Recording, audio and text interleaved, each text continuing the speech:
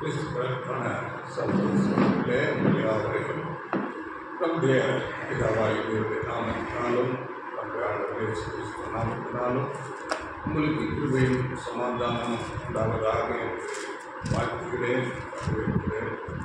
இந்த நாளில் நாம் என்ன ஒரு தலைப்பில் செய்தியை பார்க்கிறோம் என்றால், சிரச்சேதம் பண்ணப்பட்டவர்கள் யார்?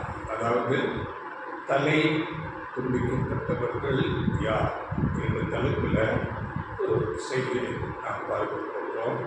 அதற்கு ஆதாரமாக வசனம் படியுங்கள். வெளிப்படுத்தல் 20ஆம் அதிகாரம் 4ஆம் வசனம். அன்றியும் நான் சிங்காசனங்களை கண்டேன், அவைகளின் மேல் உட்கார்ந்தார்கள். நியாய தீர்ப்பு கொடுக்கும்படி அவர்களுக்கு அதிகாரம் அளிக்கப்பட்டது. இயேசுவை பற்றிய சாட்சி நிமித்தமும் தேவனுடைய வசனத்து நிமித்தமும் சிரச்சேதம் பண்ணப்பட்டவர்களுடைய ஆத்மாக்களையும் மிருகத்தையாவது அதன் சொரூபத்தையாவது வணங்காமலும் தங்கள் நெற்றியிலும் தங்கள் கையிலும் அதன் முத்திரையை தரித்துக் கொள்ளாமலும் இருந்தவர்களையும் கண்டேன். அவர்கள் உயிர்த்து கிறிஸ்துவுடனே கூட 1000 வருஷம் அரசாண்டார்கள். இந்த வசனத்தில் நம்ம பார்க்கும்போது அங்கே சிங்காசனங்கள் வைக்கப்பட்டது, அங்கே நியாய தீர்ப்பு கொடுக்கும் அதிகாரம் கொடுக்கப்பட்டிருக்கிறது. அது யாருக்கு என்று நாம் பார்க்கும்போது, அங்கே மிருகம் அதன் சொரூபத்தை வணங்காதவர்களும் தங்கள் நெற்றிகளிலே தங்கள் கைகளிலே அதன் முத்திரையை தரித்து கொள்ளாதவர்கள் என்று அங்கே சொல்லப்பட்டிருக்கிறது. அப்படியே அவர்கள் சிரச்சேதம் பண்ணப்பட்டவர்கள் என்று கூட நம்ம படிக்கிறோம். அப்போது இதில் நாம் முதலாவது அங்கே நாம் பார்க்கும்போது, மிருகத்தையாவது அதன் சொரூபத்தையாவது வணங்காமலும் தங்கள் நெற்றியிலும் தங்கள் கையிலும் அதன் முத்திரையை தரித்துக் கொள்ளாமலும் இருந்தவர்கள். இது யார்? மிருகம் அந்த சொரூபம் எதை அடையாளப்படுத்துகிறது என்று முதலாவது நாம் பார்க்கலாம். அதன் பிறகு அங்கே நாம் பார்க்கும்போது சிரச்சேதம் பண்ணப்பட்டவர்கள், அதாவது இயேசுவை பற்றிய சாட்சி நிமித்தமும் தேவனுடைய வசனத்து நிமித்தமும் சிரச்சேதம் பண்ணப்பட்டவர்கள்.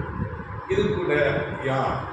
சிரச்சேதம் பண்ணப்பட்டவர்கள் யார் என்பதை குறித்து இரண்டாவதாக நாம் பார்க்க போகிறோம். நமக்கு தெரியும், வெளிப்படுத்தல் விசேஷம் என்பது அடையாள பாஷையிலே எழுதப்பட்டிருக்கிறது. இதை நாம் நேரடியாக அங்கே அர்த்தப்படுத்த முடியாது. அநேக ஆழமான ரகசியங்கள் இருக்கிறது என்பதை நாம் முதலாவது அறிந்து கொள்ள வேண்டும். இப்பொழுது நாம் முதலாவது மிருகம் அதன் சொரூபம் என்ன, அதை வணங்காதது, தங்கள் நெற்றிகளிலே அதன் முத்திரையை தரித்துக் கொள்ளாமல் இருப்பது, அப்படியே தங்கள் கைகளிலே அதன் முத்திரையை தரிக்காமல் இருப்பது என்ன என்று நாம் பார்க்கும்போது, அது போலி கிறிஸ்தவத்தை, அதாவது தவறான போதனைகளை போதித்துக் கொண்டிருக்கிற அந்த அமைப்புகளை குறித்து இங்கே பேசப்படுவதாக இருக்கிறது. அந்த அமைப்பினர் கிறிஸ்தவ அமைப்பினர் தான். ஆனால் வேதத்தில் இல்லாத தவறான போதனைகளை அவர்கள் பேசிக்கொண்டு இருப்பார்கள். இந்த காரியங்கள் இன்றைக்கு மாத்திரமல்ல, ஆண்டவர் இயேசு கிறிஸ்துவின் காலத்திலே கூட அங்கிருந்த வேத பாரகர்கள், பரிசேயர்கள் எல்லாம் வேதத்துக்கு புறம்பான அநேக காரியங்கள், சடங்காச்சாரங்களை செய்து கொண்டு இருந்தார்கள். இதை அந்த நாளிலே ஆண்டவர் இயேசு கிறிஸ்து அவைகளை கடிந்து கொள்ளுகிறார். அங்கே கடிந்து கொள்ளும் போது அநேக இடங்களிலே பேசப்படுகிறது. மார்க்கு 8ஆம் அதிகாரம் 15ஆம் வசனம், அப்படியே மத்தேயு 5ஆம் அதிகாரம், மத்தேயு 16ஆம் அதிகாரம் 5ஆம் வசனம், இவைகளெல்லாம் அங்கே ஆண்டவர் இயேசு சொல்லும்போது ஒரு அடையாளமாக பேசுகிறார். பரிசேயர் சதுசேயர் என்பவருடைய புளித்த மாவை குறித்து எச்சரிக்கையாயிருங்கள் என்று தம்முடைய சீசர்களிடத்தில் சொல்லுகிறார். ஆனால் அந்த சீசர்கள் அதை சரியாக உணர்ந்து கொள்ளாமல் இருந்தார்கள். புளித்த மாவு என்றால் எதை குறித்து சொல்லுகிறார்? நாம் அப்பத்தை கொண்டு வராததுனால பேசுகிறாரா என்றெல்லாம் அவர்கள் யோசனை செய்கிறார். ஆனால் ஆண்டவர் இயேசு அதை திரும்ப அவர்களுக்கு விளக்கப்படுத்துகிறார். அந்த வசனம் படிங்கள். மத்தேயு 14ஆம் அதிகாரம் 12ஆம் வசனம். அப்பொழுது அவர் அப்பத்தில் புளித்த மாவை குறித்து எச்சரிக்கையாய் இருக்க வேண்டும் என்று சொல்லாமல் பரிசேயர் சதுசேயர் என்பவர்களின் உபதேசத்தை குறித்தே அப்படி சொன்னார் என்று அறிந்து கொண்டார்கள். அங்கு பரிசேயர் சதுசேயர் என்பவருடைய புராண போதனைகளை குறித்து ஆண்டவரே புளித்த மாவு என்று அவர் பேசுகிறார். அப்படியே வேதம் அடையாள பாஷையில் நம்ம வெளிப்படுத்தல அதை குறித்து தான் இங்கே பேசப்படுகிறது. இது அந்த நாளில் இருந்த பரிசேயர் சதுசேயர்கள் எல்லாம் வெளிப்புறமாக அவர்களை சுத்தம் பண்ணுவது, வெளியில் போய் வந்த உடனே கால்களை கழுவுவது, இப்படி வெளிப்புறமான ஒரு சுத்தம் இவைகளை பார்த்து கொண்டு செய்து கொண்டு இருந்தார்கள் பாரம்பரியமாக. அப்படியே இன்னும் உதாரணமாக சொல்லும்போது வேதம் சொல்கிற சத்தியத்துக்கு புறம்பாக அவர்கள் சில காரியங்களை செய்து கொண்டிருந்தார்கள். தகப்பனின் தாயின் கனம் பண்ணுவாயாக என்று வேதம் சொல்லுகிறது. ஆனால் அவர்கள் தங்களுக்கு ஆதாயம் பெறும் விதமாக ஒரு காணிக்கையை கொடுத்து விட்டால் அதை நான் தகப்பனின் தாயின் கனம் பண்ணாவிட்டாலும் அது சரியாகி போய்விடும். இப்படிப்பட்ட போதனைகள் அந்த நாளில் இருக்கிறது. அப்படியே இன்றும் அநேக அதாவது தங்களுக்கு ஆதாயம் வருவிதமாகவும் தங்களுக்கு பெருமை வருவிதமாகவும் இப்படிப்பட்ட போதனைகளை அநேக காரியங்களை செய்து கொண்டு இருக்கிறார்கள். தங்களை மேன்மைப்படுத்திக் கொள்வார்கள். பெரிய ஆடை அலங்கார அங்கிகளை போட்டிருப்பார்கள். தங்களை உயர்வாக காட்டிக் கொள்வார்கள். தங்களுக்கு எல்லா வரங்களும் இருப்பது போலவும் தாங்கள் ஒரு தீர்க்க தரிசனங்களை கண்டது போலவும் தீர்க்க தரிசனங்களை சொல்வதை போலவும் தரிசனங்களை கண்டது போலவும் இப்படியாக பேசிக்கொள்வார்கள். அப்படியே அவர்கள் பேசுவதெல்லாம் தவறான போதனைகளாக இருக்கும். வேதத்துக்கு புறம்பான உதாரணத்துக்காக நாம் பார்க்கும்போது அவர்கள் ஒன்றல்ல தேவனை அவர்கள் அறிந்திருக்க மாட்டார்கள். தேவனை குறித்து பேசும்போது திரியேக தேவன் என்று சொல்வார்கள். 3 தெய்வங்கள், அவர்தான் இவர்தான் அவர் என்று சொல்லி ஒரு குழப்பமான ஒரு போதனை அவர்களுக்கு இருக்கும். அது புறஜாதிகளுடைய அந்த ஒரு கொள்கை திரியேக தேவன். அப்படிப்பட்ட சிந்தையுடையவர்களாக இருப்பார்கள். இன்னும் ஒரு மனுஷன் மரித்தவுடனே அவர் ஒன்றில் மோட்சம் போகிறார், இல்லாவிட்டால் நரகம். இப்படிப்பட்ட காரியங்களை பேசிக் கொண்டிருப்பார்கள். ஆனால் வேதம் தெளிவாக சொல்லுகிறது, மரித்தோர் ஒன்றும் அறியார். மண்ணா இருக்கிறார், மண்ணுக்கு திரும்புவாய் என்று ஆதியாகமத்தில் சொல்லப்பட்டபடி அவர் மண்ணாக இருக்கிறார். அது நீதிமானாக இருந்தால் அநீதிமானாக இருந்தால் மண்ணிலே நித்திரையிலே இருக்கிறார். நாம் தானியேலை குறித்து படிக்கும்போது இப்போ இளைப்பாரி கொண்டு நீ கல்லில சுகந்தளவில் எழுந்திருப்பாய் என்று தானியேலை குறித்து சொல்லப்படுகிறது. அப்படியே எல்லா பரிசுத்தவான்களும் மரண நித்திரையிலே இருக்கிறார்கள். ஆண்டவர் இயேசு கிறிஸ்து 2ஆம் வருகையில் வரும்போது தான் அங்கே சபை முதலாவது உயிர்த்தெழுப்பும். அதன் பிறகு தங்கள் வரிசைகளின்படி உயிர்த்தெழுந்து வருவார்கள். ஆனால் இவர்கள் போதிப்பது மரித்தவுடனே மோட்சம் போகிறார்கள், நரகம் போகிறார்கள். இப்படிப்பட்ட தவறான வேதத்துக்கு புறம்பான போதனைகளை போதித்துக் கொண்டிருப்பார்கள். அப்படியே ஆத்துமா சாவாது, எவ்வளவு தவறான போதனைகள். வேதத்திலே எசேக்கியேல் 18:4 படிக்கும்போது பாவம் செய்கிற ஆத்மா சாகும் என்று சொல்லப்பட்டிருக்கு. நீங்கள் படிக்க வேண்டாம். அதாவது பாவம் செய்யாதவர்கள் யாராவது இருக்கிறார்கள்? ஆதாமத்தில் எல்லாரும் பாவிகள், பாவம் செய்து தேவம் மகிமை அற்றவர்களானார்கள் என்று வேதம் நாம் படிக்கிறோம். அப்போ எல்லாரும் மரணத்துக்கு, பாவத்தின் சம்பளம் மரணம், பாவம் செய்கிற ஆத்மா சாகும். அப்படியே நாம் சங்கீதங்களின் புஸ்தகத்தில் 22ஆம் அதிகாரம் 29ஆம் வசனத்தில் ஒருவனும் தன் ஆத்மாவை அழியாமல் காக்கக்கூடாது என்று சங்கீதங்களிலே சொல்லும். இப்படி வேதம் சொல்லுகிற சத்தியத்துக்கு புறம்பான காரியங்களை பேசிக்கொண்டு இருப்பார்கள். அப்படியே ரட்சிப்பு குறித்த தேவனுடைய தெய்வீக திட்டம், உலகம் மனுக்குலத்தை குறித்த ஒரு ரட்சிப்பு திட்டத்தை அவர்கள் சரியாக அறிந்து கொள்ளாமல் உணர்ந்து கொள்ளாமல் இருப்பார்கள். தேவன் இந்த சுவிசேஷ யுகத்தில் ஒரு பெரிதான ரட்சிப்பை வைத்திருக்கிறார். அதை யாருக்கு என்றால் அவரை இயேசு கிறிஸ்துவின் அடிச்சுவடுகளை பின்பற்றி நடக்கிற ஒரு சிறு கூட்டம், அது சிறு மந்தை என்று வேதம் சொல்லுகிறது. பயப்படாதே சிறு மந்தையே, தேவன் உங்களுக்கு ராஜ்யத்தை தர பிரியப்படுபவராயிருக்கிறார். இப்படி ஒரு சிறு மந்தை இந்த சுவிசேஷ யுகத்தில் தெரிந்து கொள்ளப்படுகிறதாக இருக்கிறது. அதை ஆண்டவர் இயேசு கிறிஸ்து ஒரு இடத்துல சொல்லும்போது அழைக்கப்பட்டவர்கள் அநேகர், தெரிந்து கொள்ளப்பட்டவர்கள் சிலர் என்று சொல்லிவிட்டார். அதனால உலகமே அழிக்கப்படவில்லை. உலகத்தில் அநேகர் ஒரு 30%, 32% இப்படிப்பட்ட கிறிஸ்தவர்கள் என்று சொல்ல ஒரு கூட்டத்தை அழைத்தார்.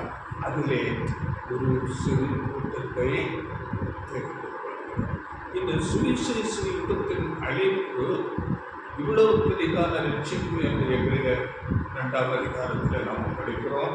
அந்த ரட்சிப்பு பரலோகத்துக்கு போகிற ஒரு அழைப்பு, பரலோகத்துக்குரிய ரட்சிப்பு. ஆண்டவர் இயேசு கிறிஸ்துவோடு உடன் சுதந்திர, அவரோடு ஆளுகை செய்யக்கூடிய அதிகாரம் பெறுகிற ஒரு வகுப்பார். அது மென்மையான ஆசீர்வாதம், சாவாமையுள்ள ஜீவனை பெற்றுக்கொள்ள போகிறவர்கள். அப்படிப்பட்ட ஆசீர்வாதத்துக்கு போகிறவர்களை தான் இந்த சுவிசேஷ யுகத்தில் தேர்வு செய்து கொண்டு இருக்கிறார். அவர்கள் சிறு மந்தை, ஏனென்றால் இயேசுவை போல அவர்கள் அவருடைய அடிச்சுவடுகளில் நடந்து வர வேண்டும். அப்படிப்பட்டவர்களுக்கு தான் அந்த ஒரு மேன்மையான ஆசீர்வாதம். மற்றவர்களுக்கு, மற்ற எல்லா ஜனங்கள், ஒருவேளை தேவனை அறியாத இருக்கிற ஜனங்கள், தேவனில்லை என்று சொல்லிக் கொண்டிருக்கிற ஜனங்கள், எல்லா வேறு வேறு நம்பிக்கைகளில் இருக்கிற எல்லா ஜனங்களும் மரித்து உயிர்த்தெழுந்து வரும்போது தேவனுடைய ராஜ்யத்தில் அவர்கள் தேவனை அறிந்து கொள்வார்கள், சத்தியத்தை அறிந்து கொள்ளுவார்கள், சத்தியத்தை கற்றுக்கொள்ளுவார்கள் என்று வேதம் தெளிவாக சொல்லுகிறது. எங்களுடைய அநேக தீர்க்க தரிசன வசனங்கள் வேதத்தில் சொல்லப்பட்டிருக்கிறது. இதை குறித்து அறியாமல் இருக்கிறார்கள், உணர்ந்து கொள்ளாமல் இருக்கிறார்கள். ஏசாயா 35ஆம் அதிகாரத்தில் 8ஆம் வசனத்தில் நாம் படிக்கும் போது அங்கே பெரும் பாதையான ஒரு வழி இருக்கிறது, அதிலே பேதையானாலும் திசை கெட்டு போவதில்லை என்று நான் பேதை என்று சொல்லும்போது வேதம் யாரை பேதை, அறிவில்லாதவன் என்று சொல்லுகிறது என்றால், தேவர் இல்லை என்று சொல்லப்படுகிறவர்கள், அறிவில்லாதவர்கள் தான் என்று வேதம் சொல்லுகிறது. அப்படிப்பட்டவர்கள் கூட அவர்கள் அந்த தேவ நீதியை கற்றுக்கொண்டு அவர்கள் நடந்து வருவார்கள், தேவ நீதியில நடந்து வருவார்கள் என்று வேதம் தெளிவாக சொல்லுகிறது. அப்படியே ஒரு வசனத்தில் படிங்கள். சங்கீதம் 22ஆம் அதிகாரம் 27ஆம் வசனம். பூமியின் எல்லைகள் எல்லாம் நினைவு கூர்ந்து கர்த்தரிடத்தில் திரும்பும், ஜாதிகளுடைய சந்ததிகள் எல்லாம் உமது சமூகத்தில் தொழுது கொள்ளும்.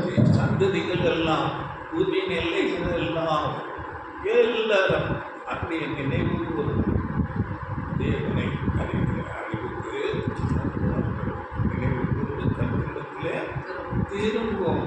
ஜாதிகள் எல்லாம் சந்ததிகள் ஜாதிகளுடைய சந்ததிகள் எல்லாம் ஒரு சமூகத்தில் தொழுது உண்மை தேவனை அறிந்து கொண்டு எல்லாரும் தொழுது கொள்வார்கள்.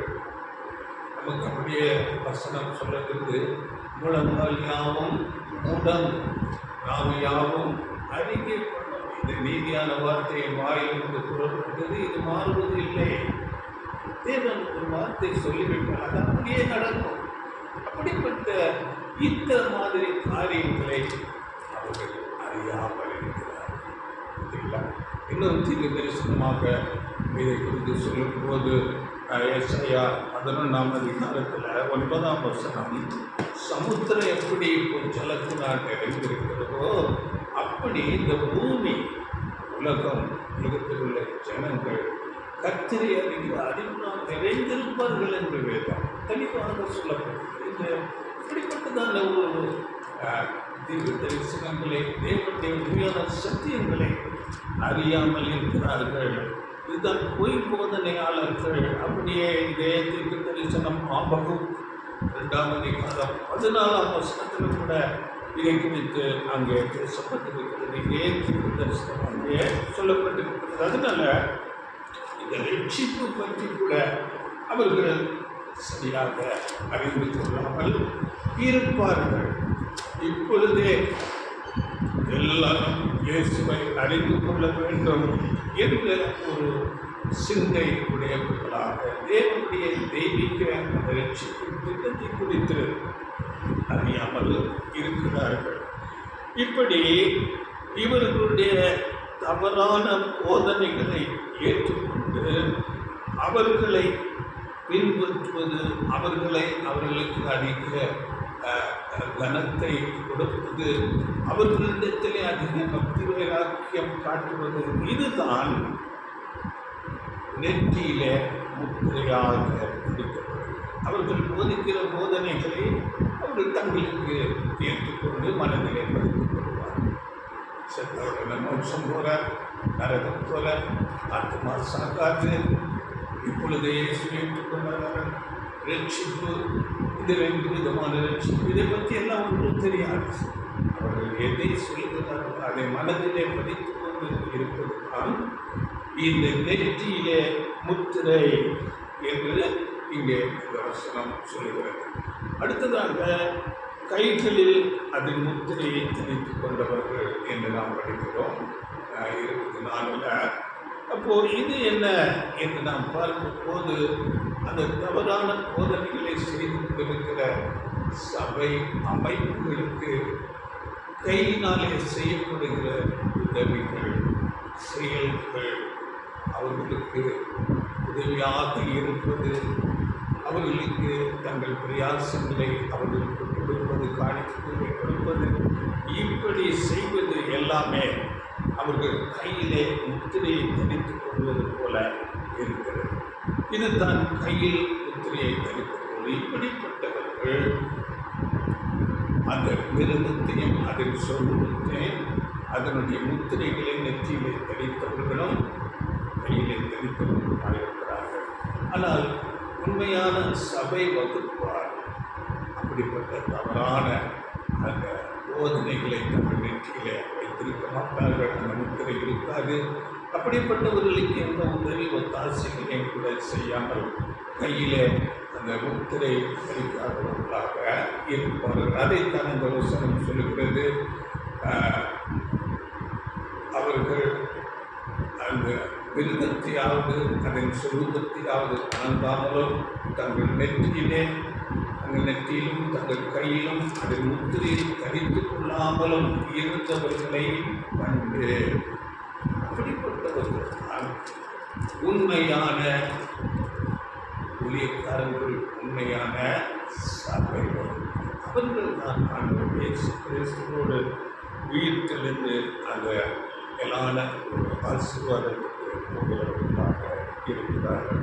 அப்படி இல்லாமல் இந்த தவறான போதனைகளில் போதிக்கிற இந்த அமைப்புகளிலே மாட்டிக்கொண்டிருந்தால் அவர்கள் சொல்லுவது எல்லாம் நாம் ஏற்றுக்கொண்டு அவர்களுக்கு காணிக்கைகளை கொடுத்து கொண்டு அவர்கள் சொல்லுவது எல்லாம் நாம் உதவியாக அவர்களுக்கு ஆதரவாக இருந்தால் நாம் நெற்றிலே முத்திரையை தணித்துக் கொள்கிறோம், கையிலே முத்திரை தணித்துக் கொண்டவர்களாக இருப்போம்.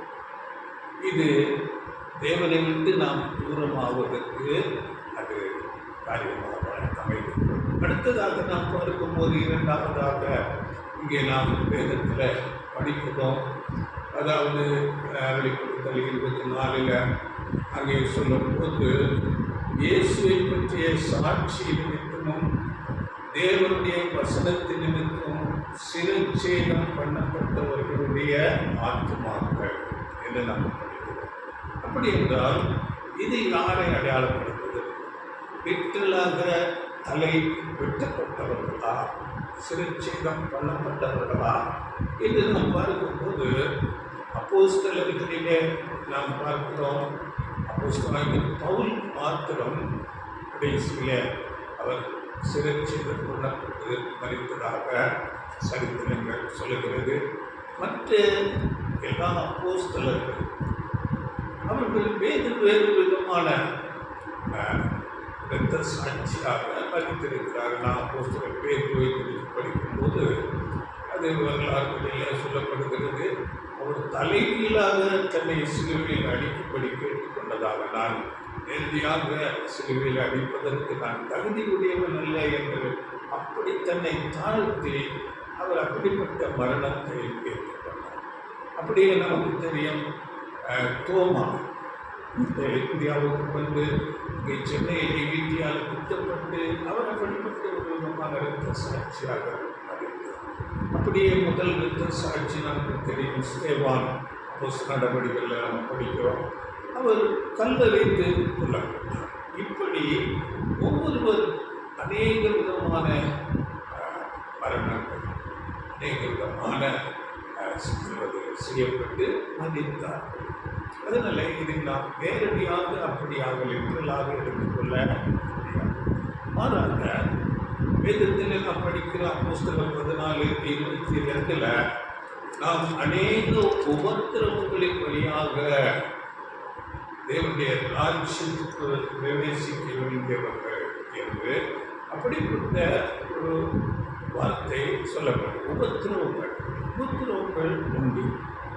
அதில் ஆண்டவர் இயேசு கிறிஸ்து கூட சொல்லும்போது உலகத்தில் உங்களுக்கு உபத்திரவம் உண்டு, ஆனாலும் திடன் கொள்ளுங்கள், நான் உலகத்தை செய்யும். உபத்திரவங்கள் இதை குறித்து இந்த வசனம் பேசுகிறது. பலவிதமான உபத்திரவங்கள், துன்பங்கள், அவமானமான வார்த்தைகள், இன்னும் நம்மை அதாவது புறக்கணிப்பார்கள், தூஷணமான வார்த்தைகளை பேசுவார்கள். இப்படிப்பட்ட உபத்திரவங்கள் வரும். அப்படியே சில குடும்பங்களிலே சுயேற்று கொண்டு சத்தியத்தை அறிந்து அதன்படி நடக்கும்போது சத்தியத்துக்கு போதின சாட்சியாக இருக்கும்போது குடும்பத்தார் கூட அவர்களை புறம்பாக்குவார்கள், உதாசீனம் பண்ணுவார்கள், அந்தி கிறிஸ்து என்று அவரை குற்றப்படுத்துவார்கள். இப்படிப்பட்ட காரியங்கள் வரும். அப்படியே உறவினர்களால் நாம் யோசிக்கப்படலாம். இப்படிப்பட்ட காரியங்கள் நடக்கும் என்று ஆண்டவர் இயேசு கிறிஸ்து முன்னதாக கொண்டு அதை சொல்லியிருக்கிறார். மத்திய 10ஆம் அதிகாரத்தில் 21-22 வசனங்களில் நாம் அதை படிக்கிறோம். அப்படியே புறமாக்கப்படுவோம். அப்படிங்கிற ஒரு மத்திய 10:22 சகோதரன் தன் சகோதரனையும் தகப்பன் தன் பிள்ளையையும் மரணத்துக்கு ஒப்புக் கொடுப்பார்கள். பெற்றாருக்கு விரோதமாக பிள்ளைகள் எழும்பி அவர்களை கொலை செய்வார்கள். என் நாமத்தின் நிமித்தம் நீங்கள் எல்லாராலும் வகிக்கப்படுவீர்கள். முடிவு பரியந்தம் நிலைத்திருப்பவனே ரட்சிக்கப்படுவான். எல்லாராலும் வகை உண்டு. இது அந்த நாட்களிலும் இருக்கிறது, இந்த நாட்களிலும் இருக்கிறது. கஷ்டங்கள் அவர்கள் வசனமான வார்த்தைகளை சொல்வது, நம்மை புறம்பாக்குறது, அவமானப்படுத்தி, இதெல்லாம் அந்த நாட்களிலே அவர்கள் லிட்டரலாக அப்படியாக கல்லறிவது, அவர்களை சிங்கத்துக்கு தீவையாக்குவது, இப்படிப்பட்ட காரியம் இப்பொழுது அப்படிப்பட்ட காரியங்கள் இல்லாமல் இருந்தாலும் சில இடங்களில் அது கூட நடக்கிறது. அப்படிப்பட்ட காரியங்கள் இல்லாவிட்டாலும் அப்படிப்பட்ட அந்த வெறுப்புகள், கோபங்கள் உண்மையான சபை வகுப்பார்கள் அப்படியாக காண்பிப்பார்கள். இதை குறித்து சங்கீதங்களின் புஸ்தகத்தில் அங்கே பட்டயம் ஈட்டி என்றெல்லாம் சொல்லப்பட்டிருக்கிறார். சங்கீதம் 64 அதிகாரம் 1-4 வசனங்கள். அவர்கள் தங்கள் நாவை பட்டயத்தை போல் கூர்மையாக்கி மறைவுகளில் உத்தமன் போல் எய்யும் பொருட்டு கசப்பான வார்த்தைகளாகிய தங்கள் அம்புகளை நாணேற்றுகிறார்கள். சற்றும் பயமின்றி சடுதியில் அவன் மேல் எய்கிறார்கள். பட்டயம் அம்பு போன்ற குத்தக்கூடிய வார்த்தை மற்றொரு சங்கீதத்தை பேசும்போது சங்கீதத்தை உரைக்கும்போது அநேகமான கசப்புகள் பட்டயம் போன்ற வார்த்தைகளை பேசுவார்கள், குத்துவார்கள், வார்த்தை சொல்லலாம். இது இன்றைக்கும் நடந்துதான் இருக்கிறது. அதனால சிறுச்சேதம் பண்ணப்பட்டவர்கள் என்றால் லிட்ரலாக அல்ல, இப்படிப்பட்டவர்கள். இது பாடுகள் சில வருத்தம். இது மாத்திரம் அல்ல, இதை மாத்திரம் சிறுச்சேதம் என்று சொல்லப்படவில்லை. இதை விட மிக மிக முக்கியமான காரியம் ஒன்று இருக்கிறது. சிறுச்சேதம் பண்ணப்பட்டவர்கள் என்றால் அந்த முக்கியமான காரியம் என்னவென்றால், அது என் தலை இனி ஆண்டவர் இயேசு கிறிஸ்துவே, அவருடைய சித்தம்தான் நான் செய்வேன் என்று நம்முடைய அந்த சுய விருப்பத்தை விட்டு விடுகிறது. இயேசுவை தலையாக மனுஷனுக்கு தலைதான் பிரதானம். தலையிலிருந்து தான் எல்லா உத்தரவுகளுக்கோ அதன்படி அவர் செயல்படுவார். யோசனை அப்படியே நம்ம வேதத்தில் படிக்கிறோம், கிறிஸ்து இயேசுவில் இருந்த சிந்தையே உங்களிலும். அப்படிப்பட்ட கிறிஸ்துவை தலையாக கொள்ளுவது, இதுதான் சிரச்சேதம் பண்ணப்படுவது. உண்மையான சபை அப்படியாக கிறிஸ்துவை தலையாக கொண்டு இருப்பார்கள். இதை குறித்து 1 கொரிந்தியர் 12 அதிகாரம் 27 வசனத்தில், நீங்களே கிறிஸ்துவின் சரீரமாயும் தனித்தனியே அவயவங்களாயும் இருக்கிறீர்கள். உண்மையான சபை வகுப்பாரை பார்த்து என்ன சொல்லப்பட்டிருக்கிறது? கிறிஸ்துவின் அவயவங்கள், தனித்தனியே நீங்கள் அவயவங்கள் என்று சொல்லப்பட்டிருக்கிறது. அப்படி ஒரு வசனம் 1 கொரிந்தியர் 11 அதிகாரம் 3 வசனத்தில் இதை படிங்கள். ஒவ்வொரு புருஷனுக்கும் கிறிஸ்து தலையாய் இருக்கிறார் என்றும், ஸ்திரீக்கு புருஷன் தலையாய் இருக்கிறான் என்றும், கிறிஸ்துவுக்கு தேவன் தலையாய் இருக்கிறார் என்றும் நீங்கள் அறிய வேண்டும் என்று விரும்புகிறேன். ஸ்திரீக்கு புருஷன் தலை, கிறிஸ்துவுக்கு தேவன் தலை. அங்கே உண்மையான சபைக்கு கிறிஸ்து சபையான தலையாக இருக்கிறார், புருஷனுக்கு கிறிஸ்து தலையாக இருக்கிறார். இப்படி வேதம் தலை என்று சொல்லும்போது ஆண்டவர் இயேசு கிறிஸ்துவை அங்கே இருக்கிறார். உண்மையான சபை வருகிறார், கிறிஸ்துவை தலையாக கொண்டிருக்கிறார். தங்கள் சுயத்தை அழித்து தங்கள் சுய விருப்பத்தின்படி வாழாமல், ஒளிகளை செய்யாமல் தேவ சித்தத்தின்படி அவர்கள் செய்வதைத்தான் இங்கே சிரச்சேதம் பண்ணப்பட்டவர்கள் என்று சொல்லப்படுகிறது. இதற்கு ஒரு வசனம் கூட சொல்லும்போது, ஆண்டவர் இயேசு காலத்தில் அவர் ஒரு இடத்திலே திரள் கூட்டமான ஜனங்கள் மத்தியிலே உட்கார்ந்து கொண்டிருக்கிறார், இவருடைய வார்த்தைகளை பேசிக் கொண்டிருக்கிறார். அந்த நேரத்தில் அவருடைய தாயாரும் சகோதரரும் சகோதரர்களுமாக தேடி வருகிறார்கள் அவரை பார்க்கும்படியாக. அப்பொழுது அங்கே இருந்தவர்கள் மூலமாக இயேசு சொல்லப்படுகிறது, இதோ உங்களுடைய தாயாரும் உங்களுடைய சகோதரரும் வந்திருக்கிறார்கள், அவரை பார்க்க வேண்டும் என்று சொல்லுகிறார்கள் என்று சொல்லும்போது ஆண்டவர் இயேசு சொல்லுகிறார், என் தாயார் யார், என் சகோதரர் யார் என்று சொல்லி தம்மை சூழ்ந்து உட்கார்ந்திருந்தவர்களை பார்த்து, இதோ என் தாயும் என் சகோதரனுமாய் இருக்கிறார் என்று சொல்லுகிறார்கள். அப்படி சொல்லிவிட்டு 35 வசனத்தில் சொல்லும்போது படிக்கிற வசனத்திலா மார்க் 3:35.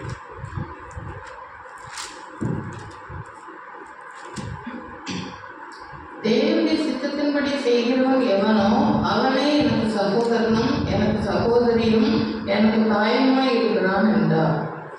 தேவனுடைய சித்தம் செய்கிறவர்களே என்னுடைய தாய், என்னுடைய சகோதரன்.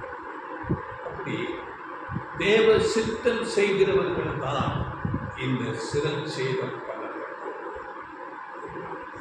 இதைத்தான் இங்கே அடையாளமாக பேசப்படுகிறது. அதனால இந்த சுவிசேஷ யுகத்தில் தேவ சித்தம் என்ன என்று அறிந்து அதன்படி செய்வதுதான் மிக மிக முக்கியமான காரியமாக.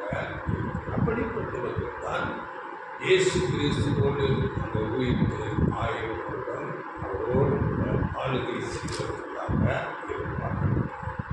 அப்படி ஆண்டவர் இயேசு கிறிஸ்து மலைப்பிரசங்கத்தில் கூட சொல்லும்போது மத்திய 7:21 பிதாவின் சித்தம் செய்கிறவரே அல்லாமல் என்னை நோக்கி கர்த்தாவே கர்த்தாவே என்று சொல்லுகிறவர் பரலோக ராஜ்யத்திற்கு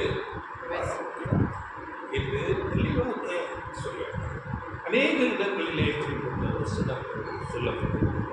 அதனால பரலோக பிதாவாகிய தேவனுடைய சித்தம் செய்கிறது தான் அந்த சிறு மனுவை சபை அவர்கள் தான் அந்த சிரச்சேதம் பண்ணப்பட்டோம். இதற்கு பழைய ஏற்பாட்டில் ஒரு நிழல், ஒரு ஊமை, ஒரு இறந்த நிகழ்ந்த சம்பவம் நமக்கு சொல்லப்பட்டிருக்கிறது.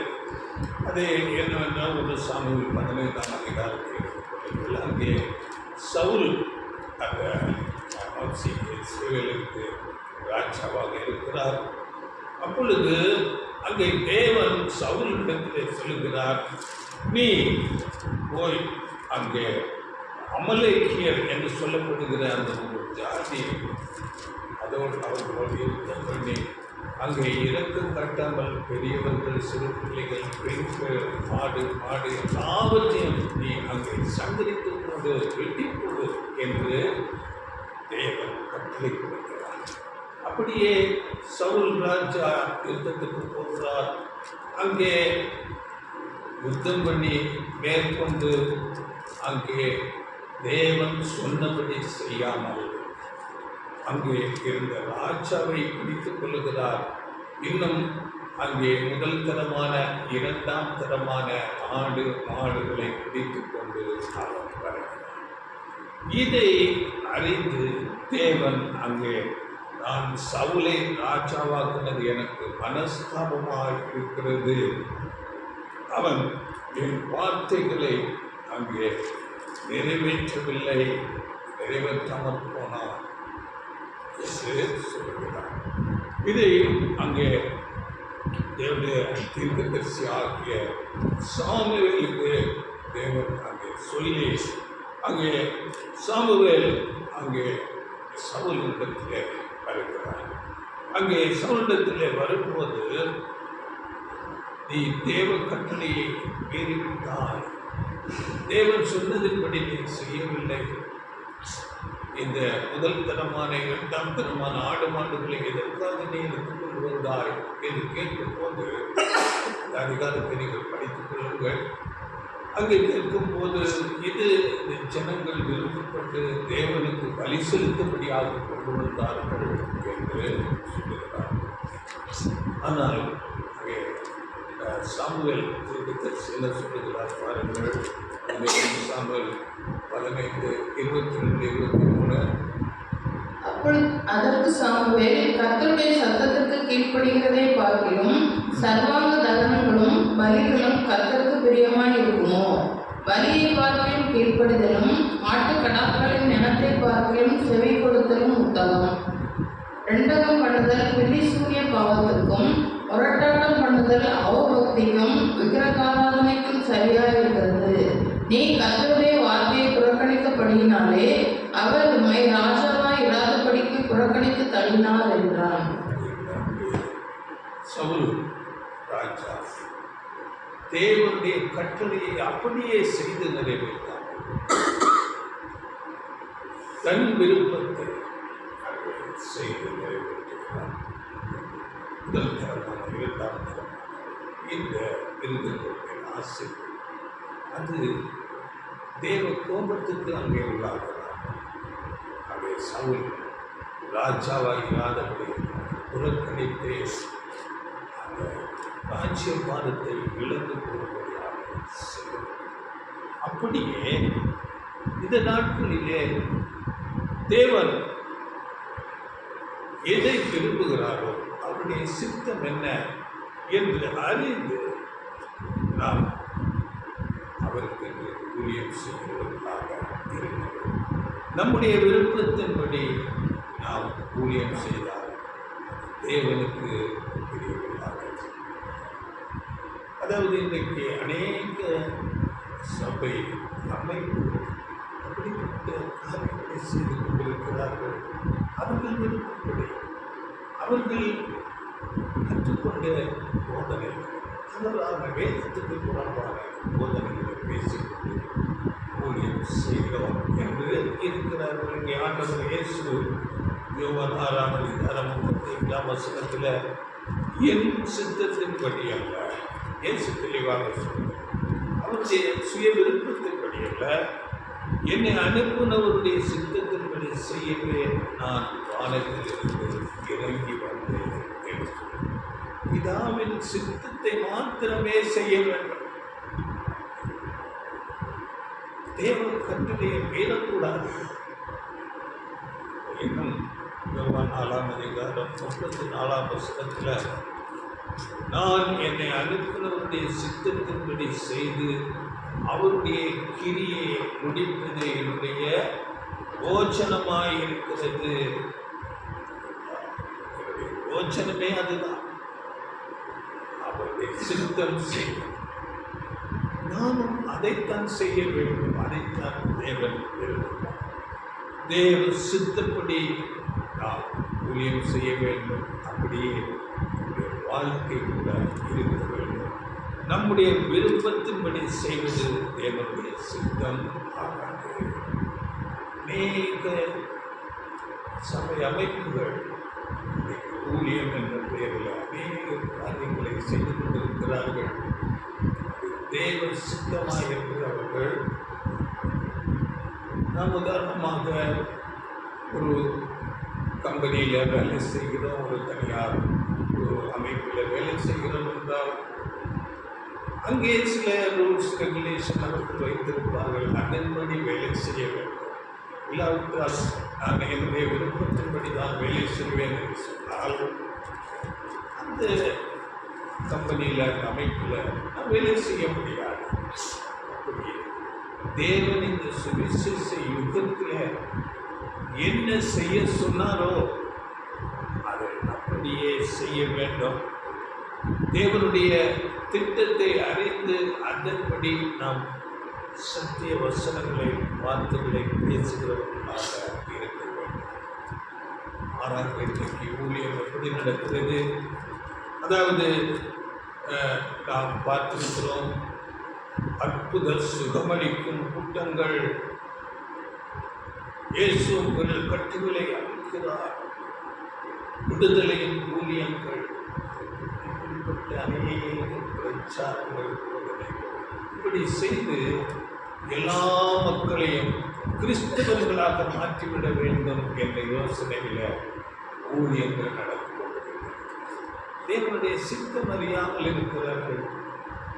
இந்த சுவிசேஷ யுகத்தில் தேவ சித்தம் ஒரு சிறு மந்தை தேர்வு செய்யப்படுகிறது.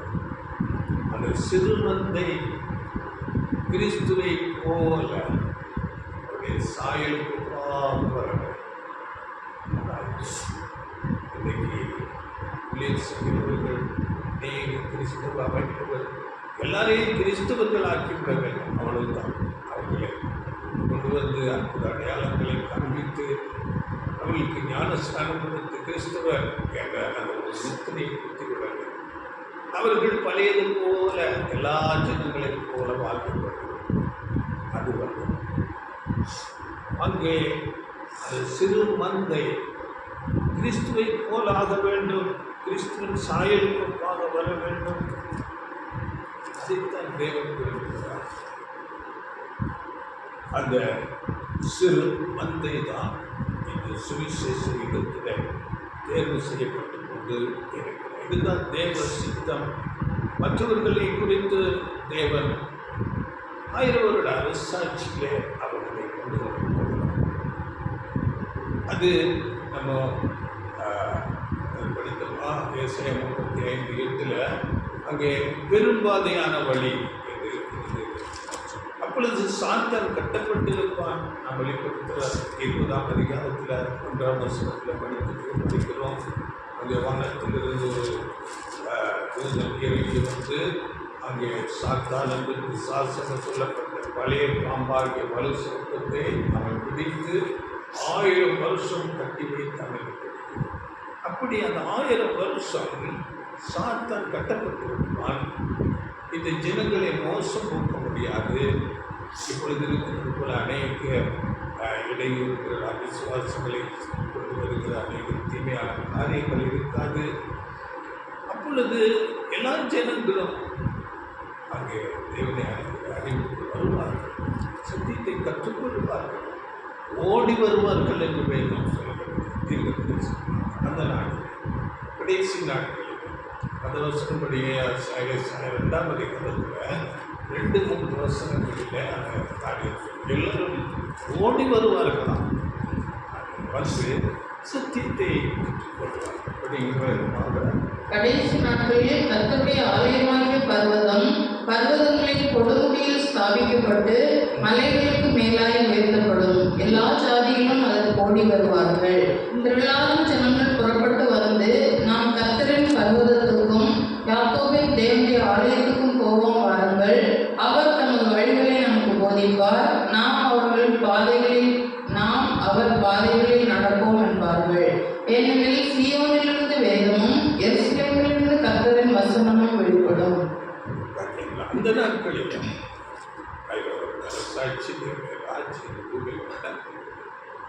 திரளான ஜனங்கள் ஓடி வந்து நீதியை கற்றுக்கொள்வார்கள். அது இப்பொழுது அல்ல. தேவ சித்தம் அப்படி இருக்கும்போது இன்றைக்கு எல்லாரையும் கிறிஸ்தவர்கள் ஆக்கிவிட வேண்டும் என்று இவர்களுடைய பிரயாசம் அது நடக்குமா? ஆண்டவர் இயேசு ஓமையாக கூட சொல்லிவிட்டார். விதை விதைக்கிற ஓமையில் தேவனுடைய வார்த்தை விதையாக விதைக்கப்படும். அங்கு ஒரு வகுப்பார் அதை கேட்பார்கள், அதை ஒரு காதில் வாங்கி ஒரு காதலை விட்டு விடுவார்கள். அது முதலில் அந்த வகுப்பார் வழியறிந்து விதைக்கப்பட்ட சத்து அந்த வசனத்தை எடுத்துக் கொள்வார். இன்னொரு வகுப்பார் கற்பாறைகளெல்லாம் ஆழமாக மண் இல்லாததுனால அவர்கள் கேட்பார்கள். ஆனாலும் வசனத்திற்கு சில உபத்திரவங்கள் காரியங்கள் பிரச்சனைகள் வரும்போது அதை மறந்துவிடுவார். இது 2வது வகுப்பார். 3வது வகுப்பார் சந்தோஷமான வார்த்தைகளை கேட்பார்கள். ரொம்ப அருமையாக இருக்கிறது சத்தியம் என்று சொல்வார்கள், சாட்சி கூட சொல்வார்கள். ஆனாலும் உலக கவலைகள், ஐஸ்வர்யத்தின் மயக்கம், இது முள் என்று இவைகள் வரும்போது அவர்களும் அதை கலனித்து போவார்கள். இன்னொரு வகுப்பார் நல்ல நிலம். அங்கே அவர்கள் அந்த வார்த்தைகளை கேட்டு அதை உணர்ந்து கொண்டு அங்கே செம்மையும் நன்மையுமான இருதயத்திலே காத்து அவர்கள் 30-60 பலம். இதுதான் அந்த சிறு மந்தை வரும். இதனால இந்த நாளில் அது ஒரு சிறு மந்தை வகுப்பார் தேர்வு செய்யப்படுகிறார்கள். இவர்கள் எந்த ஒரு கிறிஸ்தவ அமைப்புகளின் தலையாக இருக்க மாட்டார்கள். மாறாக அவர்களுக்கு தலை ஆண்டவர் இயேசு கிறிஸ்துவை தலையாக கொண்டிருப்பார்கள். அதில் ஆண்டவர் இயேசு சொல்லும்போது யோவான் சுவிசேஷம் 10ஆம் அதிகாரத்தில் நாம் படித்த போது அங்கே 14-15 வசனங்களில் நானே நல்ல மேய்ப்பன், பிதா என்னை அறிந்திருக்கிறது போல நான் பிதாவை அறிந்திருக்கிறது போலவும் நான் என்னுடையவைகளை அறிந்தும் என்னுடையவைகளால் அறியப்பட்டும் இருக்கிறேன். என் ஆடுகள்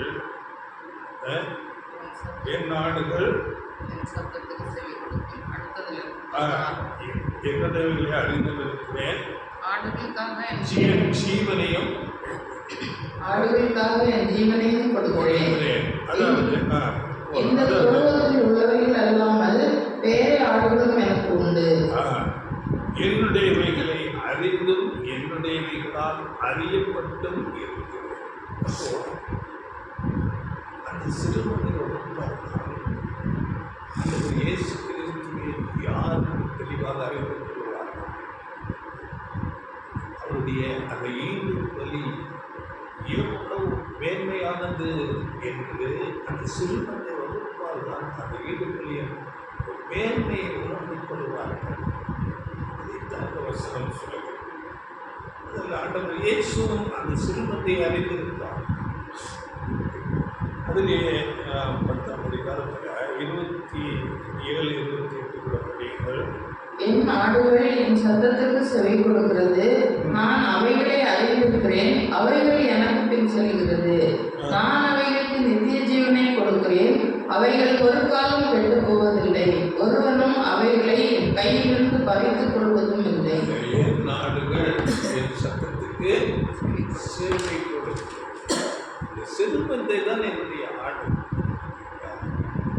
அதனால அப்படிப்பட்ட சிறுமந்தை வகுப்பார் இந்த சத்தியங்களை தேடி ஆராய்ந்து கற்றுக்கொண்டு கிறிஸ்துவை தலையாக வைத்துக்கொண்டு அவரை பின்பற்றுவார்கள். அவருடைய அடிச்சுவடுகளிலே நடப்பார்கள்.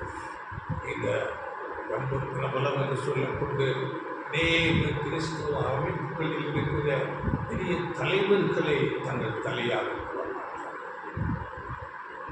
அவர்கள் போதனைகள் தவறான போதனைகள் என்பதை உணர்ந்து கொள்வார்கள். சத்தியத்தை அறிந்து கொள்வார்கள். சத்தியத்தை தேடி கற்றுக்கொள்வார்கள். இந்த சத்தியங்கள் 1 மணி நேரம் இல்லை 2 மணி நேரமானாலும் அதை வாட்சியோடு தாகத்தோடு கேட்டுக்கொண்டே இருப்பார்கள். உணர்ந்து கொள்வார்கள். தங்கள் இதயத்தில் அதை காத்துக் கொள்வார்கள். அதன்படி செய்வார்கள். அது எவ்வளவு தொலைவிலே அந்த வார்த்தைகள் சொல்லப்படுகிறது, பேசப்படுகிறது என்றாலும் அவ்வளவு தூரத்துக்கு ஓடி போவார்கள். அவர் வாட்சியோடு கற்றுக்கொள்வார்கள். இதுதான் சிறுமந்தை. அந்த இயேசு கிறிஸ்து கூட மலை பிரசங்கத்தில் சொன்னார் இல்லையா? மத்திய 7ஆம் அதிகாரத்தில் 14ஆம் வசனத்தில் அது இடுக்கமான வாசல், அதன் வழி வாசல் இடுக்கமும் வழி நெருக்கமாக இருக்கிறது. அதன் வழியாக செல்கிறவர்கள் சில பேர், அதை கண்டுபிடிக்கிறவர்களே சிலர் என்று அதை கண்டுபிடிக்கிறவர்களே சிலரா. ஆனால் இது தவறான போதனை செய்து கொண்டிருக்கிற சபை அமைப்புகள், பெரிய தலைவர்கள் எல்லாரையும் கிறிஸ்தவர்கள் ஆக்கிவிட வேண்டும் என்ற அந்த முயற்சியில் அநேக காரியங்களை செய்து தேவ சித்தம் அறியாதவர்கள் உண்மையான சபை வருவார். கிறிஸ்துவை தலையாக கொண்டு சத்தியத்தை தேடி கற்றுக்கொண்டு உணர்ந்து கொண்டு கிறிஸ்துவை போல ஆகும்படியாக அவர்கள் ஒவ்வொரு நாளும் அவர்கள் அடிச்சுவடுகளை இப்பொழுது நாம் அப்படி இருக்கிறோமா என்று அறியும்படியாக நமக்கு நாமே சில கேள்விகளை கேட்டு அறிந்து கொள்ளலாம். முதலாவது கேள்வி, நான் என் சுயத்தை விட்டுவிட்டேனா என்று நாம் பார்க்கும்போது நம்முடைய சுய விருப்பங்கள், நம்முடைய நோக்கம், நம்முடைய ஆசைகள் எதுவாக இருக்கிறது என்று நாம் நம்மை நாமே விசாரித்து நான் தேவனுடைய பிள்ளையாக இருக்கிறேன், நான் என்னுடைய சுயத்தை எல்லாம் விட்டுவிட்டேனா என்று நம்மை நாமே கேள்வி கேட்கிறோம். வேதவசனம் 1 2ஆம் அதிகாரம் 16, 17 வசனங்களில் இந்த உலகத்தின் இச்சைகள், ஆசைகள் எல்லாம் பிதாவினால் உண்டானவைகள் அல்ல என்று சொல்கிறது. படிக்கிறது சொன்னார். ஏனெனில் மாம்சத்தின் நிச்சயமும் கண்களின் இச்சையும் ஜீவனத்தின் பெருமையுமாகிய உலகத்தில் உள்ளவைகள் எல்லாம் பிதாவினால் உண்டானவைகள் அல்ல, அவைகள் உலகத்தினால் உண்டானவைகள். உலகமும் அதன் நிச்சயம் ஒழிந்து போம், தேவனுடைய சித்தத்தின்படி செய்கிறவனோ என்றென்றைக்கும் நிறைந்திருப்பான். பெருமை அப்படியாக வேண்டும், இவ்வளவாக மேன்மையடைய வேண்டும், புகழ் பெயர் பெற்றுக்கொள்ள வேண்டும் என்பதெல்லாம் உலகத்துக்குரியது. கடவுளை அறியாத, தேவனை அறியாத மற்ற ஜனங்களுக்குரியது. இவைகள் இப்படிப்பட்ட ஆசைகள் மேன்மையை அடைய வேண்டும் என்ற சிந்தைகளெல்லாம் நாம் தேவனை அறியக்கூடாதபடி நம்மை விலக்கி கொண்டு போய்விடும். நாம் கிறிஸ்துவை தலையாக கொண்டு நம்முடைய சுயத்தை அழித்துக் கொண்டு ஆண்டவர் இயேசு கிறிஸ்துவை அப்படியே அவர் போதித்தபடி அவருடைய சத்தியத்திலே அவருடைய லட்சியத்திலே அதை மாதிரியை வைத்துக் போனேன் என்று பேசுகிறார். கிறிஸ்து நாம் எப்படி நடக்க வேண்டும் என்ற ஒரு மாதிரியை வைத்துக் கொண்டிருக்கிறோம். அப்படியே நாம் நடக்க வேண்டும். அடுத்ததாக நான் நம்முடைய சுய சித்தத்தை விட்டுவிட்டோம் என்றால் யாருடைய சித்தத்தை நாம் செய்து கொண்டிருக்கிறோம்? நாம் சுலபமாக சொல்லிவிடுவோம், கிறிஸ்துவின் சித்தம் செய்து கொண்டிருக்கிறேன் என்று அநேகர் சொல்லிக் கொள்வார்கள். ஆனால் அவர்கள் என்னுடைய சபை இந்த ஒரு அமைப்பு, பிரதானமாக பெரிய அமைப்புகள், பெரிய ஆலயங்கள் இருக்கிறது, என்னுடைய சபை போதகர் என்னால் நல்ல பேர் பெற்றவர், அநேக ஊழியர்கள் அங்கே நடக்கிறது, அநேக அற்புதங்கள் நடக்கிறது, அங்கே பெரிய ஆசீர்வாதங்கள் அங்கே நடக்கிறது என்று அந்த போதகர்களை குறித்தும் அந்த சபை அமைப்பை குறித்து மேன்மை பாராட்டி கொண்டிருப்பார்கள். இருந்து கொண்டு நான் கிறிஸ்துவை பின்பற்றுகிறேன் என்று அந்த சபை போதகர்களுக்கு சத்தியம் தெரியாது. தவறான போதனைகள் இன்றைக்கு குறிப்பாக சொல்லும்போது இன்றைக்கு இருக்கிற மெஜாரிட்டி சபைகள் தேவனை அறியாமல் இருக்கிறார். திரியேக தேவன் என்று சொல்லிக் கொண்டிருக்கிறார். இது புறஜாதிகளுடைய ஒரு நம்பிக்கை. வேதம் தெளிவாக சொல்லுகிறது, தேவன் ஒருவர், தேவனுக்கும் மனுஷனுக்கும் மத்தியஸ்தரும்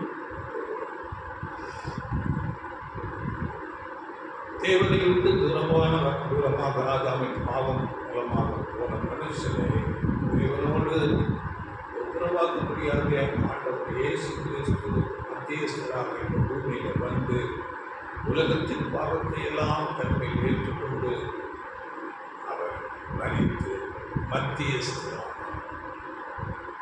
தெளிவாக 1 தீமோத்தேயு 2ஆம் அதிகாரம் 5ஆம் வசனத்தில் தேவன் ஒருவரே, தேவனுக்கும் மனுஷனுக்கும் மத்தியஸ்தரும் ஒருவரே.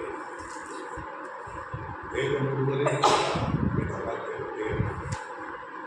அது தேவனுக்கும் மனுஷனுக்கும் மத்தியஸ்தராக ஆண்டவர் இயேசு கிறிஸ்து. வேறு எந்த மத்தியஸ்தரும் இல்லை, கிரியேக தேவன் இல்லை. இதை குறித்து இன்னும் வசனங்கள் தெளிவாக சொல்லப்பட்டது. யோவான் 17ஆம் அதிகாரம் 3ஆம் வசனத்தில் ஒன்றான மெய் தேவன், ஒன்றான மெய் தேவனாகிய உம்மை நீர் அனுப்பினவராகிய இயேசு கிறிஸ்து என்பதே அங்கே தேவன் ஆண்டவர் இயேசு கிறிஸ்து குறித்து சொல்லப்பட்டது.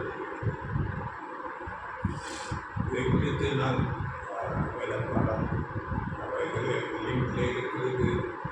பெரிய ஆராய்ச்சி என்ற பாடத்தை நாம் தெளிவாக நாம் அநேக விஷயங்கள் வைத்துக்கொள்ள அநேக காரியங்களை பேசியிருக்கிறோம். அதை நீங்கள் தயவு செய்து கேளுங்கள். அப்படியே யோவான் 14ஆம் அதிகாரம் 1ஆம் வசனத்தில் அங்கே ஆண்டவர் இயேசு தன் வாயிலை சொல்லும்போது படிங்களா இந்த வசனம்? உங்கள் இருதயம் கலங்காதிருப்பதாக, தேவனிடத்தில் விசுவாசமாயிருங்கள், என்னிடத்திலும் விசுவாசமாயிருங்கள். தேவனிடத்தில் விசுவாசமாயிருங்கள், என்னிடத்தில் விசுவாசம். தெளிவாக சொல்லப்படும். தேவன் ஒருவர் இருக்கிறார், அவரே என்னை அனுப்பினார். அவர் சித்தம் செய்வதே என்னுடைய போஜனம். நான் என் சுய சித்தத்தின்படி நான் வரவில்லை. அவர் சொல்ல கேட்டதையே நான் சொல்லுகிறேன். நான் நிச்சயமாக பேசவில்லை. தெளிவாக சொல்லப்பட்டிருக்கிறது. அதனால தேவன் ஒருவர் இருக்கிறார், தேவனுக்கு மனுஷனுக்கு மத்தியஸ்தராக இயேசு கிறிஸ்து. இந்த அறிவு எல்லாரிடத்திலும் இல்லை என்று பவுல் பொருந்தி இருக்கிறது போது இதை நீங்கள் படித்துக் கொள்ளுங்கள். வந்து பொருந்தி 8ஆம் அதிகாரம் 5-7 படியுங்கள். அப்பொழுது அங்கே சொல்கிறார், தேவன் ஒருவர் இருக்கிறார், தேவனுக்கு மனுஷனுக்கு மத்தியஸ்தராக இயேசு கிறிஸ்து இருக்கிறார் என்று இந்த அறிவு எல்லாரிடத்திலும் இல்லை என்று இன்றைக்கு அப்படித்தான் இருக்கிறார்கள். பெரிய போதகர்கள், பெரிய சபை அமைப்புகள், அவர்கள் போதனைகள் தவறான போதனை. அப்படி என்றால் நீங்கள் கேட்கலாம், பரிசுத்த ஆவி குறித்து என்ன என்று சொல்லி கேட்கும் போது, பரிசுத்த ஆவி ஒரு ஆழ்த்தத்துவமானவர் அல்ல, தேவனுடைய வல்லமை, உலகத்திலிருந்து வருகிற வல்லமை. இதை ஆண்டவர் தெளிவாக பேசுகிறார். பணிகளந்த ஒரு வசனத்தை லூக்கா 24ஆம் அதிகாரம் 42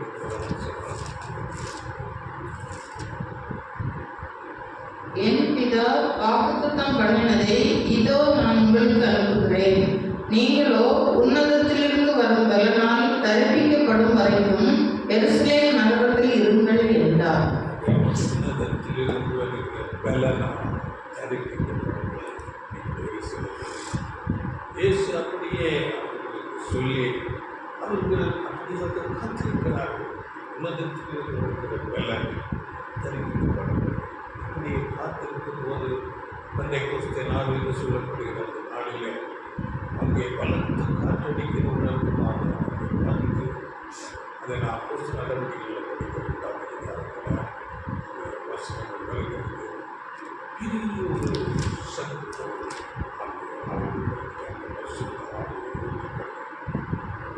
அந்த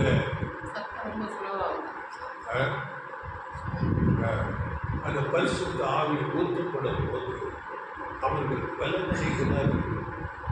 பலனடைந்து அவர்களுக்கு விரோதமாக இருந்த அங்கே யூதர்கள், வேதபாரகர்கள், இவர்களை அங்கே பயந்து நடுங்கி இருந்து தைரியமாக எழுந்து பிரசங்கம் பண்ணுகிறார். ஆண்டவர் இயேசு கிறிஸ்துவை பற்றி, அவருடைய உயிர்த்தெழுதலை பற்றி, அவரை குறித்து சொல்லப்பட்ட அநேக தீர்க்க தரிசனங்களை குறித்தெல்லாம் அவர்கள் பேசுகிறார்கள். தைரியமாக அந்த பலன் அடைத்தார்கள். அவர்கள் மரணத்துக்கு பயப்படவில்லை. அவர்கள் சிறையில் பிடித்துக் கொண்டால் சந்தோஷமாக அவர்கள் அந்த காரியங்களை இயேசு கிறிஸ்துவுக்கு பிரசங்கித்துக் கொண்டு இருக்கிறார். ஒரு வசனம் அப்போஸ்தலர் 2ஆம் அதிகாரம் 17-18 படியுங்கள். கடைசி நாட்களில் நான் மாம்சமான யாவர் மேலும் என் ஆவியை ஊற்றுவேன். அப்பொழுது உங்கள் குமாரரும் உங்கள் குமாரத்திகளும் தீர்க்க தரிசனம் சொல்லுவார்கள். உங்கள் வாலிபர் தரிசனங்களை அடைவார்கள். உங்கள் மூப்பர் சொப்பனங்களை காண்பார்கள். என்னுடைய ஊழியக்காரர் மேலும் என்னுடைய ஊழியக்காரிகள் மேலும் அந்நாட்களில் என் ஆவியை ஊற்றுவேன். அப்பொழுது அவர்கள் தீர்க்க தரிசனம் சொல்லுவார்கள். என் ஆவியை ஊற்றுவேன், என் ஆவியை ஊற்றுவேன். ஒரு அர்த்தமாக இருக்கிற அப்படி சொல்ல முடியுமா? தேவனுடைய வல்லமை பரிசுத்த ஆவியாக ஆவியை ஊற்றுவேன். அப்படி அவர்கள் பலனடைந்து அவர்கள் வாழ்நாட்டில் அநேக காரியங்களை செய்து அப்படியே எந்த நாளிலும் அவர் தன்னுடைய ஆவியை நமக்கு நாம் அவருக்கு சாட்சியாக இருக்கிறோம். எப்படிப்பட்ட சூழ்நிலையிலும் நாம் நாமத்துக்காக உண்மையாக இருக்கிறோம். நம்முடைய வாழ்க்கையை அப்படியாக நடத்தும். கிறிஸ்துவ பாதையில் நடக்கும். அப்படியே இந்த உண்மையான சத்தியங்களை கற்றுக்கொண்டு கிறிஸ்துவை மாத்திரம் தலையாக கொண்ட வகுப்பார் அந்த சிறு மக்கள். அவர்கள் இந்த எப்படிப்பட்டதான பெரிய கிறிஸ்துவ அமைப்புகளாக இருக்கலாம், ரொம்ப பெயர் பெற்ற தலைவர்களாக இருக்கலாம், அவர்களை தலையாக கொள்ள மாட்டார். கிறிஸ்துவையே தலையாக கொண்டு அவர்கள் இந்த சத்திய வசனங்களை உணர்ந்து கொண்டு சத்தியத்தை ஓதிக்கொண்டு சத்தியத்திற்கு சாட்சியாக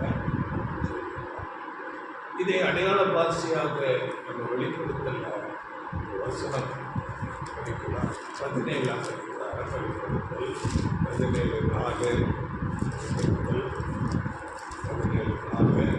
அந்த ஸ்திரீ இரத்தாம்பரமும் சிவப்பான ஆடையும் தரித்து பொன்னினாலும் ரத்தனங்களினாலும் முத்துக்களினாலும் சிங்காரிக்கப்பட்டு தன் வேசித்தனமாகிய அருவருப்புகளாலும் அசுத்தத்தாலும் நிறைந்த பொற்பாத்திரத்தை தன் கையிலே பிடித்திருந்தாள். அந்த ஸ்திரீ இரத்தாம்பரமும் சிவப்பான ஆடையும் பொன்னினாலும் ரத்தனங்களினாலும் முத்துக்களினாலும் சிங்காரிக்கப்பட்டு யாரை அடையாளப்படுத்துகிறது? ஸ்ரீ என்று பயங்கர அலங்காரத்தோடு அங்கே சொல்லப்படுகிறது. இதை குறித்து வெளிப்படுத்தல் 18-16 அங்கே சொல்லும் போது அங்கே பொய்யான சபை அமைப்புகளை மகா பாபிலோ என்று வெளிப்படுத்தல் 18ஆம் அதிகாரத்தில் முதல் மகா பாபிலோன் என்ற அடையாள வாசியிலே பொய்யான போதனைகளுடைய சபை. இவர்கள் தங்கள் கைகளிலே பாருங்கள் அந்த வசனம் தன் வேசித்தனமாகிய அருவருப்புகளாலும் அசுத்தத்தாலும் நிறைந்த பொற்பாத்திரத்தை தன் கையிலே பிடித்திருக்கிறார். பொற்பாத்திரம் என்றால் இதுதான். ஆனால் அவர்கள் பொற்பாத்திரம் என்று வேதத்தை கையில் வைத்துக் கொண்டு வேதத்துக்கு புறப்பாக தவறான போதனைகளை போதித்துக் இருக்கிறார்கள். அதைத்தான் இந்த வசனம் சொல்கிறது. அருவருப்புகளாலும் அசுத்தத்தாலும் நிறைந்த வேதத்துக்கு புறம்பான போதனைகளை போதித்துக் கொண்டு இவைகள் தான் இந்த இருக்கிற அநேக சபை அமைப்புகள் செய்து கொண்டு அதில் இந்த அமைப்புகளை விட்டு நாம் வெளியே வர வேண்டும். அமைப்புகளுக்கு உள்ளே எடுத்துக்கொண்டு அந்த தலைவர்கள் சொல்வதையெல்லாம் சத்தியம் என்று எடுத்துக்கொண்டிருந்தார். நெற்றியிலே முத்திரை தரித்தவர்கள் அவர்களுக்கு உதவி செய்தார். கைகளிலே முத்திரை அவர்கள் சொல்வதையெல்லாம் சத்தியம் என்று எடுத்துக்கொண்டு நாம் அதை மனதிலே வைத்திருந்தால் அவர்களை தலையாக கொள்ளலாம்.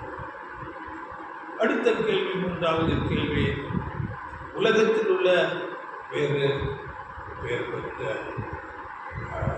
தலைவர்கள், நண்பர்கள், உறவினர்கள் இவர்களுடைய ஒரு அவர்கள் சொல்கிறதை நாம் ஏற்றுக்கொண்டு அவர்களை பின்பற்றுவது அது தவறான காரியமாக. அப்படியே சில பெரிய இலக்கியங்கள், அப்படியே சில தத்துவங்கள் இவைகளெல்லாம் ரொம்ப ஞானமாக மென்மையாக இருக்கிறது என்று அவைகளை பின்பற்றுவது அது கூட தவறாக. நம்முடைய வாழ்க்கை வழி தவறி போய்விடும். இதற்காக உணர்ந்து கொள்ள வேண்டும். நம்முடைய தலை ஆண்டவர் இயேசு கிறிஸ்துவாகவே இருக்க வேண்டும். வேத வசனங்கள் தான் எனக்கு ஞானம், வேத வசனங்கள் தான் என்னுடைய மேன்மை. வேத வசனம் என்ன சொல்லுகிறதோ அதன்படி தான் நடப்பேன் என்று நாம் முழுமையான ஒரு முடிவை எடுத்துக்கொள்ள வேண்டும். அதைத்தான் நீதிமொழிகளிலே நாம் படிக்கும் போது 3ஆம் அதிகாரத்தில் 5-6 வசனங்கள் முழு இருதயத்தோடு முழு சிந்தையோடு வேத வசனத்தை படித்து உணர்ந்து கொண்டு படிகளை உன் சுய புத்தியின் மேல் சாயாமல் சுய புத்தி பார்த்தீங்களா, சுய சித்தை அதில் சாயாமல் உன் முழு இதயத்தோடும் கர்த்தரில் நம்பிக்கையாய் இருந்து உன் வழிகளில் எல்லாம் அவரை நினைத்துக்கொள். அப்பொழுது அவர் உன் பாதைகளை செவ்வாய்ப்படுத்துவார். முழு சிந்தையோடு தேவனை ஏற்றுக்கொண்டு இயேசுவை தலையாக வைத்துக்கொண்டு அவருடைய வசனத்தின்படி நாம் ஜீவிக்கிறோம். இன்றைக்கு கிறிஸ்துவை மாத்திரம் தலையாக கொண்டவர்கள் இந்த சிறு மந்தை பகுதியார். இதன் சிறச்சேதம் இதற்கு அடையாளமாக ஞான ஸ்நானம் என்ற ஒரு உடன்படிக்கை செய்யப்படுகிறது. இது இந்த அடையாளத்தை காண்பிக்கிறது. இன்றைக்கு இப்படிப்பட்ட சபை அமைப்புகளில் அது ஒரு சடங்காச்சாரம் போல ஞான ஸ்நானம் எடுத்துக்கொண்டு தங்கள் சபையில் உறுப்பினராக சேர்ப்பதை போல நடந்து கொள்கிறார். ஆனால் வேதம் ஞானஸ்நானம் என்றால் அவர்கள் தங்களுக்கென்று மரித்து கிறிஸ்துவுக்கென்று ஜீவிக்கிறவர்கள், உலகத்தையும் பாவத்தையும் அவர்கள் மரணத்திலே பூமியிலே அழித்து போட்டார்கள் என்பதாக வேதவசனம் சொல்லி, அதுதான் ஞானஸ்நானத்தின் அடையாளம். படிங்கள் இதற்கு வசனம் ரோமர் 6ஆம் அதிகாரம் 3ஆம் வசனம். ரோமர் 6ஆம் அதிகாரம் 3ஆம் வசனம். கிறிஸ்து இயேசுவுக்குள்ளாக ஞானஸ்நானம் பெற்ற நாம் அனைவரும் அவருடைய மரணத்துக்குள்ளாக ஞானஸ்நானம் பெற்றதை அறியாமல் இருக்கிறீர்களா? அவருடைய மரணத்துக்குள்ளாக நான் மரித்துட்டேன், எனக்கு நான் வாழ மாட்டேன், என்னுடைய சுயம் அழிக்கப்பட்டது, பாவத்துக்கும் உலகத்துக்கும் நான் மரித்து விட்டேன். அப்படிப்பட்ட சிந்தை மேற்கொள்ளாத இருக்க வேண்டும். மரித்தவர்கள் ஒன்றுமே செய்ய முடியாது. அப்படியே நாம் முற்றிலுமாக பாவத்திற்கு உலகத்துக்கு மரித்தவர்களாக இருக்கிறோம். இதுதான் அந்த ஞானஸ்நானத்தின் அடையாளம். 11ஆம் வசனம். அதிலே ரோமர் 6:11. அப்படியே நீங்களும் உங்களை பாவத்திற்கு மரித்தவர்களாகவும் நம்முடைய கர்த்தராகிய இயேசு கிறிஸ்துவுக்குள் தேவனுக்கென்று பிழைத்திருக்கிறவர்களாகவும் எண்ணிக்கொள்ளுங்கள். ஆண்டவர் இயேசு கிறிஸ்துவுக்கென்று நான் வாழ்வேன், கிறிஸ்துவை தலையாக கொண்டு அவர் என்ன சொல்கிறாரோ அப்படியே நான் ஜீவிப்பேன் என்பதுதான் இந்த ஞானஸ்நான உடன்படிக்கையின் அடையாளம். அதனால தேவ சித்தம் செய்கிறவர்களாக நாம் இந்த சுவிசேஷ யுகத்திலே இருக்கிறோம். இதுதான் சிரச்சேதம் பண்ணப்பட்டவர்கள். அவர்கள் தங்கள் சுய இருதய விருப்பம் வாஞ்சியபடி அவர்கள் வாழமாட்டார்கள். தேவ சித்தம் எதுவோ அவருடைய விருப்பமே எங்கிருக்கும் என்று வாழ்கிறார்கள். இதை குறித்து அப்போஸ்தலர் பவுலின் ஒரு வசனம் கூட படிக்கலாம். கலாத்தியர் 6ஆம் அதிகாரம் 14ஆம் வசனத்தில், நானும் நம்முடைய கர்த்தராகிய இயேசு கிறிஸ்துவின் சிலுவையை குறித்து அல்லாமல் படிக்கிற வசனம். நானும் நம்முடைய கர்த்தராகிய இயேசு கிறிஸ்துவின் சிலுவையை குறித்தே அல்லாமல் வேறொன்றையும் குறித்து மேன்மை பாராட்டாது இருப்பேனாக. அவரால் உலகம் எனக்கு சிலுவையில் அறையப்பட்டிருக்கிறது, நானும் உலகத்திற்கு சிலுவையில் அறையப்பட்டிருக்கிறேன்.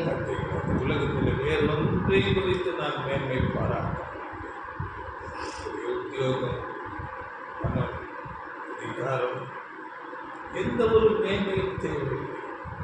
அவரால் உலகம் எனக்கு சிலுவையிலே அறையப்படும், நானும் உலகத்துக்கு சிலுவையில் அறையப்படும். சிலுவையில் அறையப்படும் ஒன்றுமே செய்ய முடியாது.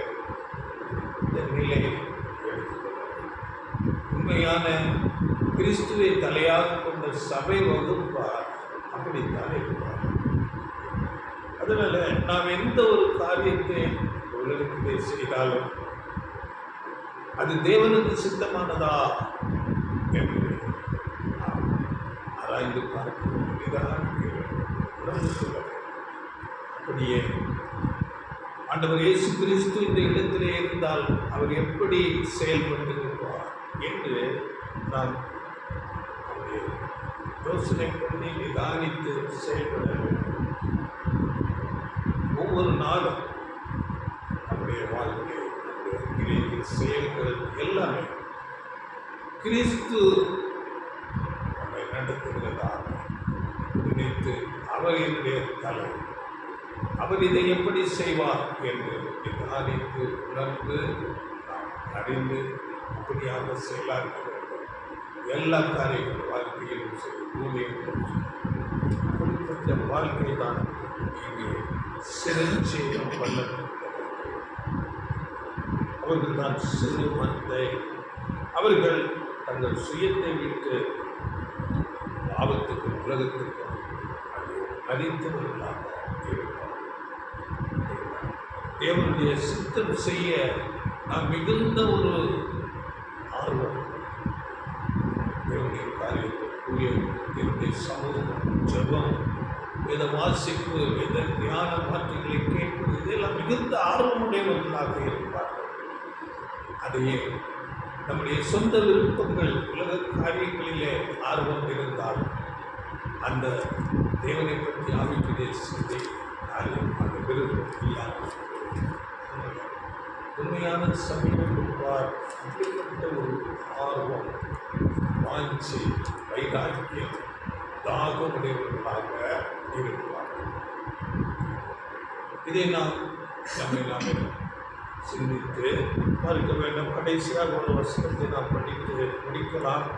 அதாவது கொலோசியருக்கு அப்போஸ்தலர் பவுல் அங்கே கடிதமாக எழுதும்போது அவருடைய ஜெபத்தை குறித்து பேசுகிறார். கொலோசியர் 1ஆம் அதிகாரம் 9ஆம் வசனத்தில், நீங்கள் எல்லா ஞானத்தோடும் ஆவிக்குரிய விவேகத்தோடும் அவருடைய சித்தத்தை அறிகிற அறிவினாலே நிரப்பப்படவும். சபைக்கு வரும்போது நீங்கள் எல்லா ஞானத்தோடும் ஆவிக்குரிய விவேகத்தோடும் அவருடைய சித்தத்தை அறிகிற அறிவினாலே நிரப்பப்பட வேண்டும். தேவ சித்தம் என்ன என்று நாம் முதலாவது விவேகமாக நடந்து ஆராய்ந்து உணர்ந்து கொள்ள வேண்டும். அடுத்த 10-11 வருஷங்கள் படிக்கிறார். சகலவித நற்கிரியைகளும் ஆகிய கனிகளை தந்து தேவனை அறிகிற அறிவில் விருத்தி அடைந்து கர்த்தருக்கு பிரியமுண்டாக அவருக்கு பாத்திரராய் நடந்து கொள்ளவும், சந்தோஷத்தோடு கூடிய எல்லா பொறுமையும் நீடிய சாந்தமும் உண்டாவதற்கு மகிமையான அவருடைய வல்லமையின்படி எல்லா வல்லமையாலும் பலப்படுத்தப்படவும் உங்களுக்காக வேண்டுதல் செய்கிறோம்.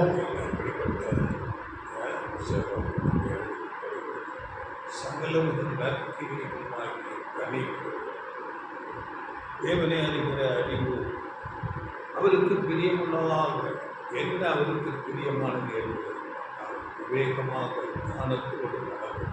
இதுதான் ஜெபம். இந்த ஜெபத்தை நாம் மனதில் வைத்துக் கொண்டு தேவனுக்கு பிரியமானது எது, தேவ சித்தம் என்ன என்று காணித்து அறிந்து ஒவ்வொரு நாளும்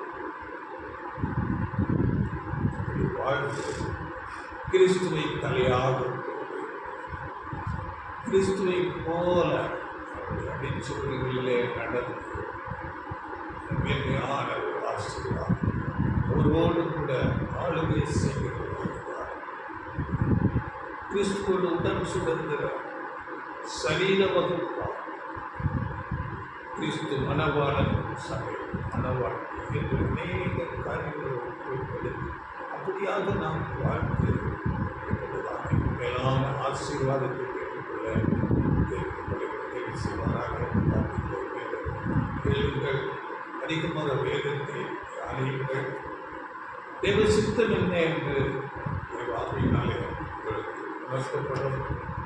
அதிகமாக அந்த ஆவிக்குரிய சிந்தையிலே இருக்கும்போது தேவன் நம்மை நடத்துவார்.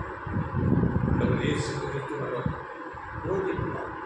உலகத்தில் முடிவுக்குரிய சமய நாட்களில் நான் கூட இருக்கிறேன் என்று சொன்னார். அப்படியே நம்மோடு கூட இருந்து நம்மை போதிப்பார், நம்மை நடத்துவார், நம்மை உணர்த்துவார். சுத்த ஆவி கொடுக்கப்படும் சகல சத்தியத்திலும் அவர் நடத்தப்பட்டு மேலான இவ்வளவு பெரிதான லட்சியத்தை சுதந்திரித்துக் கொள்ள தேவன் அவர்கள்